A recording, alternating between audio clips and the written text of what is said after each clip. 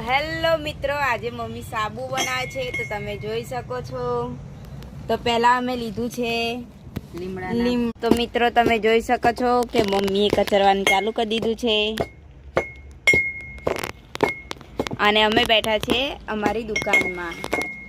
તો આ